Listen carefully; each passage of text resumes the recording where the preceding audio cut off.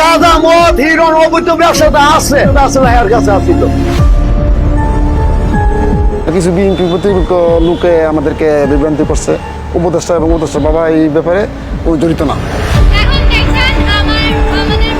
শিক্ষা রানী ম্যাডাম ক্লাসের মধ্যে দিয়ে পুলিশ দিয়ে ধরে নিয়ে যায় থানায়। এই যে আমাদের যে মসজিদরা, এই মসজিদটার এখানে আপনার গেট ছিল, এই গেটটা সে বন্ধ করে রেখেছে ওয়াল দিয়ে। ভূমিদস্যুকারী মোহাম্মদ আলী আমার একটি জায়গা সে জোরপূর্বক দখল করে নিয়ে যায়। আমি আজকে রাস্তা রাস্তা ঘুরতে আসছি, মামলার যে হাজিরা দিব ওই টাকাটা আমার নাই।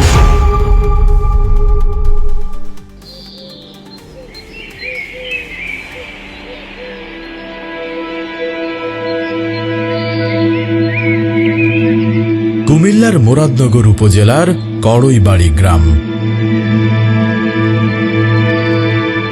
সবুজের বুক চিরে চলা পিচ ঢালা পথ, শান্ত ছায়াঘেরা আর মানুষের সরল জীবন।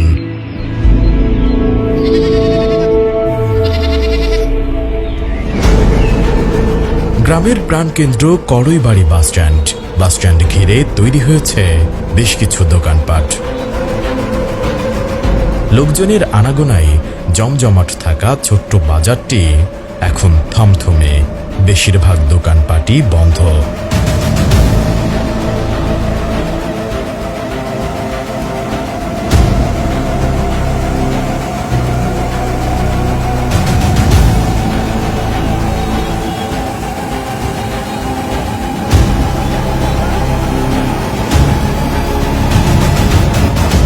বাসস্ট্যান্ডের কেন্দ্রেই এই বাড়িটিতে গেল ৩ জুলাই ঘটেছে নৃশংস হত্যাকাণ্ডের ঘটনা।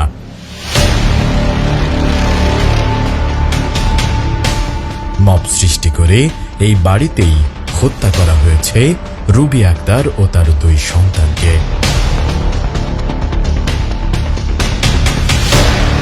হত্যাকাণ্ডের সাক্ষ্য এখনো বহন করছে 6 তলা বাড়িটির জানালা, দরজা আর পড়ে থাকা ধ্বংসাবশেষ।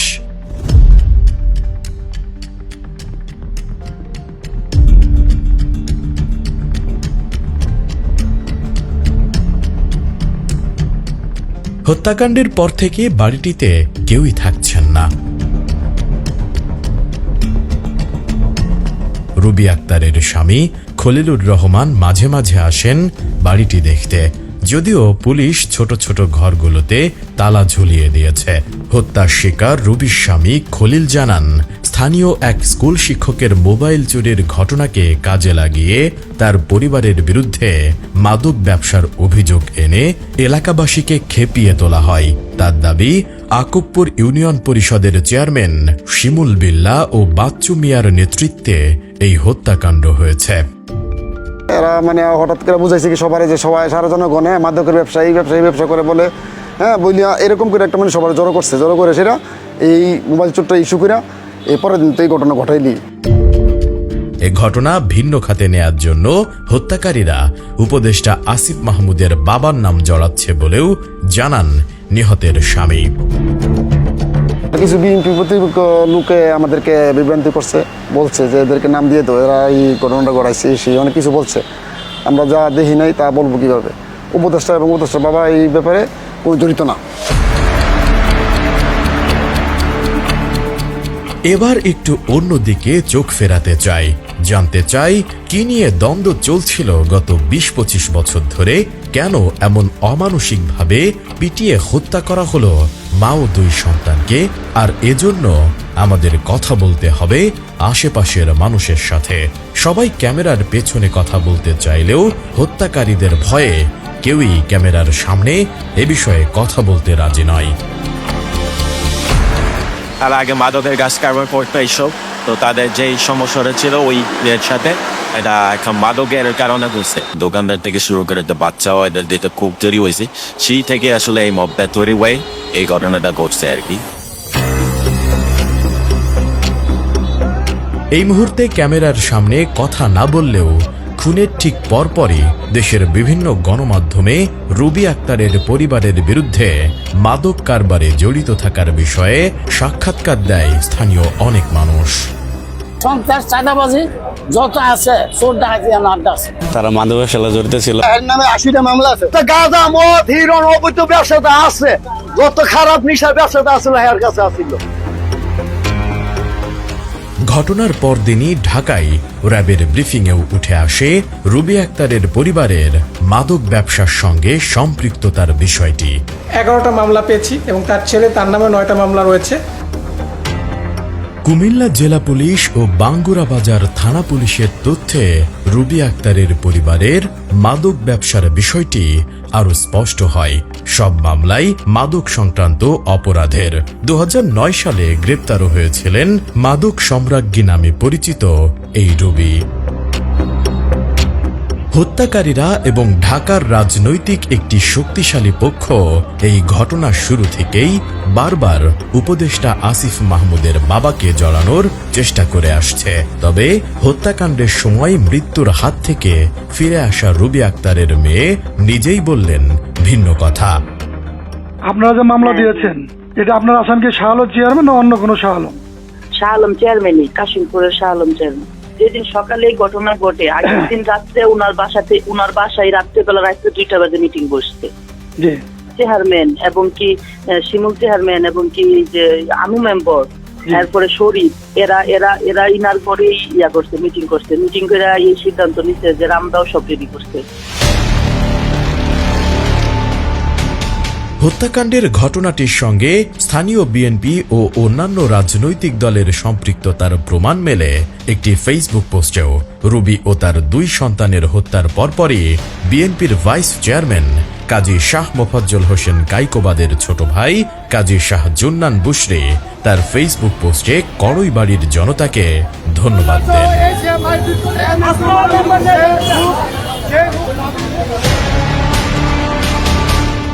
অথচ সামাজিক যোগাযোগ মাধ্যমে কিছু নির্দিষ্ট লোক ও স্বার্থন্বেষী মহল একটি বিশেষ গণমাধ্যমকে ব্যবহার করে এই ঘটনার পরপরই ট্রিপল হত্যাকাণ্ড মামলার প্রধান আসামি শিমুল চেয়ারম্যানের সঙ্গে উপদেষ্টা আসিফ মাহমুদের বাবার একটি পুরনো ছবি ছড়িয়ে বোঝানোর চেষ্টা করা হয়েছে ঘটনার সঙ্গে তিনি আসামিদের শেল্টার দিচ্ছেন।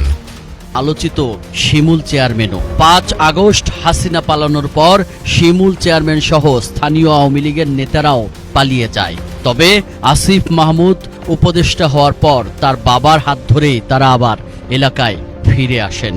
এবার আমরা একটু নিচে নামতে চাই, ছবিটির নিচে, যেখানে স্পষ্ট করে লেখা আছে ছবিটি জুনের 19 তারিখে তোলা, যেটি ট্রিপল মার্ডারের ঘটনার আরো 14 দিন আগের, যা এলাকার উন্নয়ন নিয়ে একটি সরকারি দফতরে বসে আলাপ আলোচনা করার সময় তোলা। 5 আগস্টের পর শিমুল বিল্লার বিরুদ্ধে আওয়ামী লীগের চেয়ারম্যান ট্যাগ দিয়ে পালিয়ে থাকা কিংবা উপদেষ্টা আসিফের বাবার ক্ষমতা ব্যবহার করে চেয়ার টিকিয়ে রাখার যে অভিযোগ প্রচার করা হয়েছে তাও অসত্য। প্রতিবেদনটিতে দাবি করা হয় দেশের সকল আওয়ামীপন্থী চেয়ারম্যানকে অপসারণ করা হলেও বহাল তবিয়ত আছেন শিমুল বিল্লা। বাস্তবতা হল 5 আগস্টের পর সরকার প্রজ্ঞাপন জারি করে দেশের সকল সিটি কর্পোরেশন ও পৌরসভার মেয়র ও কাউন্সিলর এবং সকল জেলা পরিষদের চেয়ারম্যান ও উপজেলা পরিষদের চেয়ারম্যান, ভাইস চেয়ারম্যান ও মহিলা ভাইস চেয়ারম্যানদের অপসারণ করে। তবে ইউনিয়ন পরিষদের চেয়ারম্যান ও মেম্বারদের ক্ষেত্রে এ ধরনের কোনো প্রজ্ঞাপন জারি করেনি সরকার। তবে যেহেতু অধিকাংশ ইউনিয়ন পরিষদের জনপ্রতিনিধি আওয়ামী লীগ সমর্থিত ছিলেন, তাই অভ্যুত্থানের পর অনেকেই জনরোষের ভয়ে পালিয়ে যান। এই সংকট মোকাবেলায় যেসব ইউনিয়নে চেয়ারম্যান কার্যালয়ে অনুপস্থিত থাকছে, সেখানে প্যানেল চেয়ারম্যান অথবা প্রশাসককে দায়িত্ব দিতে পরিপত্র জারি করে স্থানীয় সরকার মন্ত্রণালয়। আকবপুর ইউনিয়ন পরিষদে সরেজমিনে গিয়ে দেখা যায় নেম প্লেটে এখনো চেয়ারম্যান হিসেবে শিমুল বিল্লালের নামে শোভা পাচ্ছে। এ নিয়ে কথা হয় ওই ইউনিয়নের একজন সদস্যের সঙ্গে। তিনি বললেন, স্বতন্ত্র প্রার্থী হিসেবে শিমুল বিল্লাল চেয়ারম্যান নির্বাচিত হয়েছেন। যদিও রুবি হত্যাকাণ্ডের মামলার প্রথম আসামি হওয়ায় বর্তমানে তিনি পলাতক। স্বতন্ত্র প্রার্থী ছিল আনারসের, উনি কোনো দলীয় প্যানেলে ছিল না। 5ই আগস্টের পরে উনি দায়িত্ব পালন করে গেছে 1 বছর, পরিষদ ঠিকভাবে চালিয়েছে ছিল।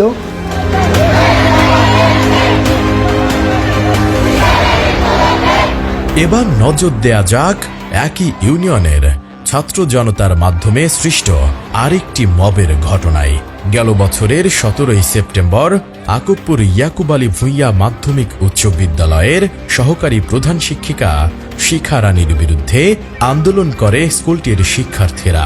এই ঘটনাতেও ঢাকার ওই শক্তিশালী গোষ্ঠীটি ষড়যন্ত্রমূলকভাবে ওই স্কুলের প্রধান শিক্ষক উপদেষ্টা আসিফ মাহমুদের বাবা বিল্লাল হোসেনের নাম জড়াতে মরিয়া। তোমার বাবার হাতে শিমুলের হাতে আমার মৃত্যু নিশ্চিত হয়েছে, আমার আজরাইল।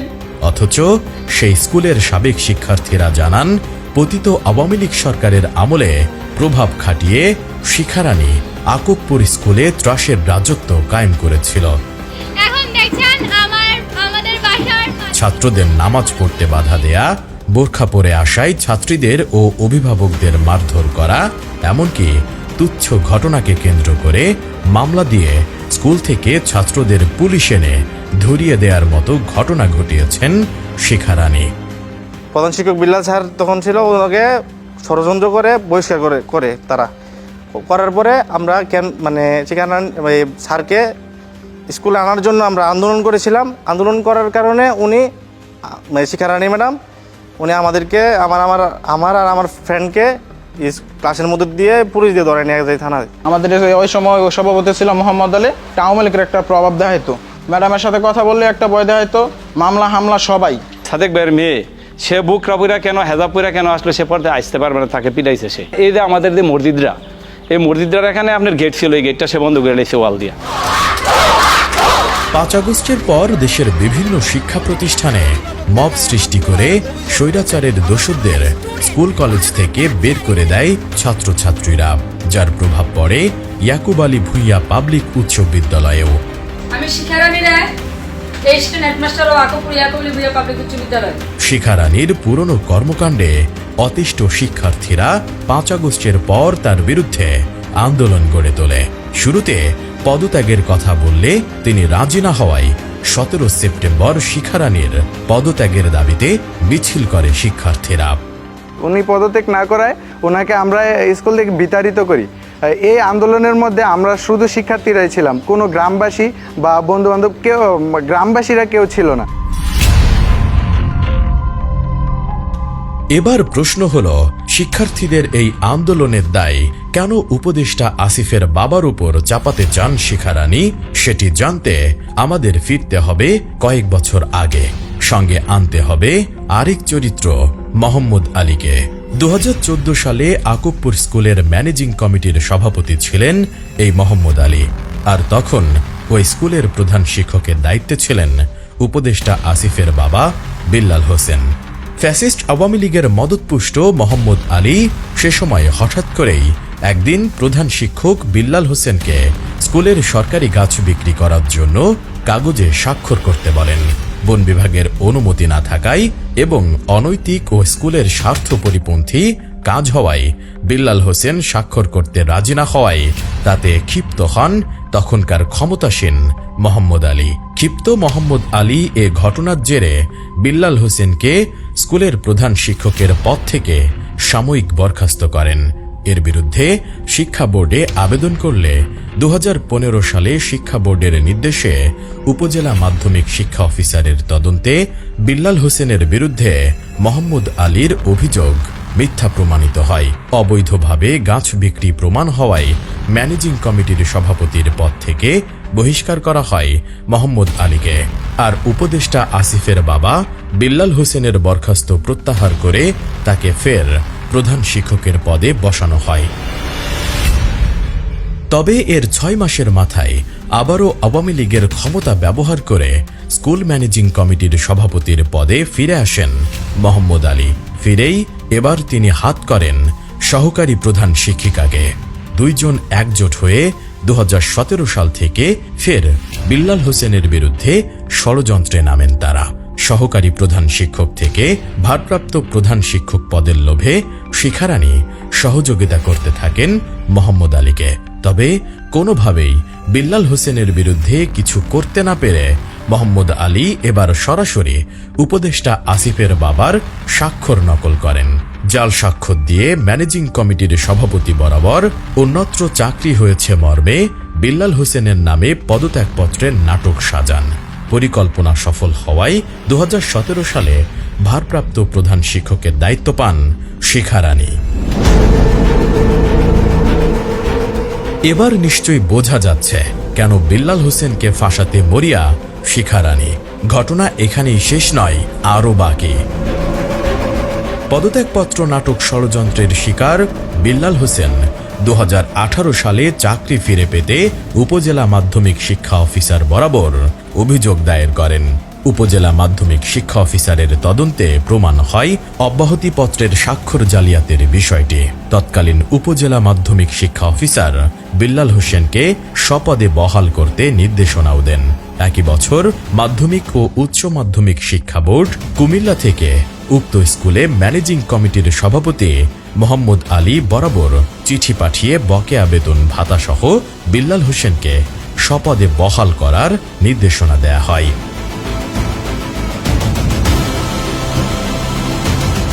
মাধ্যমিক ও উচ্চ মাধ্যমিক শিক্ষা বোর্ডের নির্দেশনার পরও বিল্লাল হোসেনকে চাকরিতে ফেরাতে গড়িমসি শুরু করে মোহাম্মদ আলী ও শিখা রানী।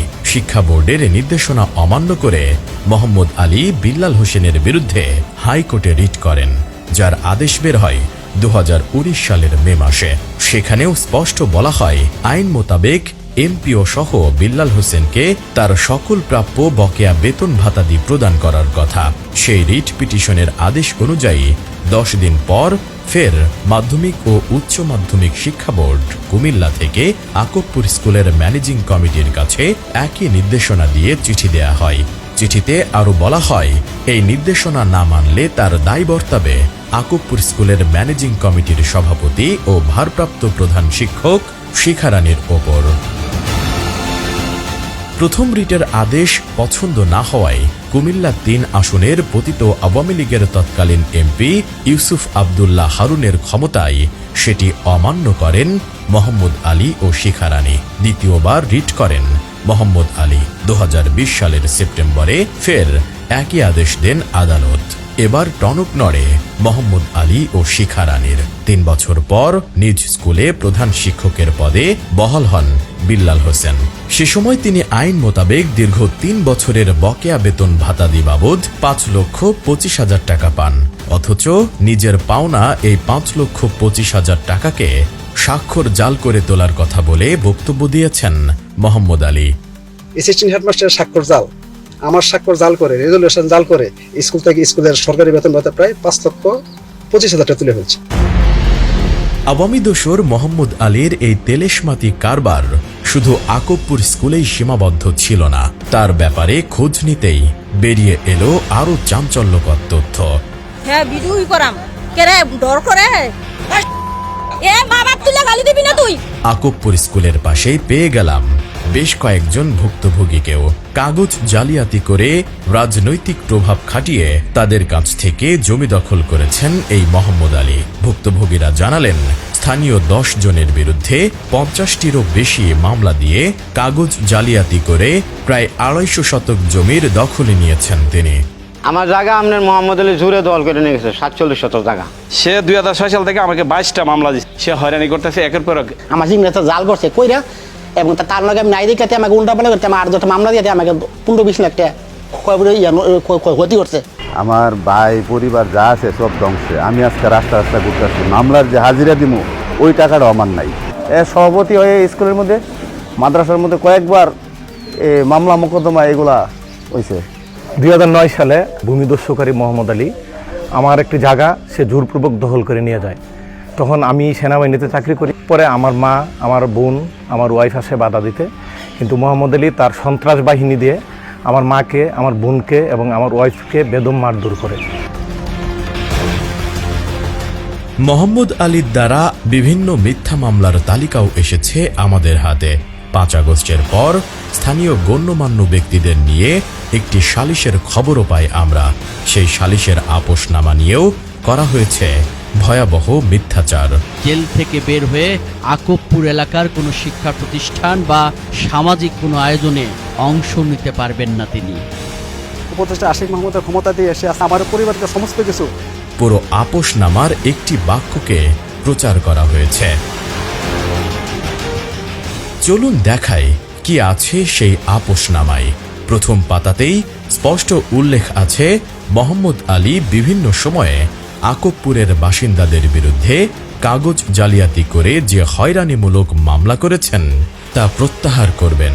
দ্বিতীয় পাতায় ক্ষতিপূরণ দেবার অঙ্গীকারের পাশাপাশি বলা হয়েছে মোহাম্মদ আলী আর কারো বিরুদ্ধে হয়রানিমূলক মামলা করবেন না। এই সালিশেই বিগত সময়ে ভুক্তভোগীদের ক্ষতিপূরণ বাবদ মোহাম্মদ আলীকে ৩০ লাখ টাকা জরিমানা করা হয়। স্বতঃস্ফূর্তভাবে সালিশের সিদ্ধান্ত মেনে নেয় মোহাম্মদ আলী গ্যাং। যদিও সেদিন নগদ টাকা না থাকায় তার কন্যা তাহমিনা আক্তার সুমির ব্যাংক অ্যাকাউন্ট থেকে ক্ষতিপূরণ বাবদ ৩টি চেক প্রদান করা হয়। সেই টাকা ভুক্তভোগীরা এখনো তুলতে পারেননি। অথচ মোহাম্মদ আলী বক্তব্য দিয়েছেন তাকে ৩০ লাখ টাকা জরিমানা প্রদান করতে বাধ্য করা হয়েছে। ৩০ লাখ টাকা জরিমানা দিয়ে বিল্লাল হোসেনের সহযোগী মাসুদের মাধ্যমে দফা রফা করে জেল থেকে মুক্তি পান তিনি। গ্রামের সাইলাসি বৈশা চেয়ারম্যান ছিল, মেম্বার ছিল এবং হের কাকাও ছিল তুরাবালি হাজি, উনিও ছিল থাইকা বৈশা। ওনারা সিদ্ধান্ত করছে ৩০ লক্ষ টাকা যাদের ক্ষতিপূরণ মানে যাদের ক্ষতি করছে তাদের ক্ষতিপূরণ দেওয়ার জন্য। জরিমানা যেটা করছে সেটা হইলো আপনার চেকের মাধ্যমে। চেক কিন্তু এখনো কিন্তু তৃতীয় পক্ষ তার কাছে রয়ে গেছে। সে কিন্তু একটা বাংলা ভিশনের একটা সাক্ষাৎকার দিয়েছে যে চেক করে টাকাগুলো উড়াই নিছে এবং বিল্লাল স্যারের নাম বলছি। চেকে কি আজও কোনো এই কারোর নাম আছে চেকের মাধ্যমে? বিল্লাল স্যারের নাম আছে? চেকগুলো আমার কাছে আছে, আমি আপনাদেরকে দেখাবো। খবরের পেছনেও যেমন খবর থাকে তেমনি একটি খবরের উল্টো পিঠও থাকে। বিভিন্ন তথ্য গোপন করে সুকৌশলে উপদেষ্টা আসিফ মাহমুদের বাবাকে নিয়ে এভাবেই মিডিয়ার ট্রায়াল হয়েছে। আমরা সেই খবরের ভেতরের আসল তথ্য তুলে ধরলাম মাত্র। এখন সিদ্ধান্ত আপনার।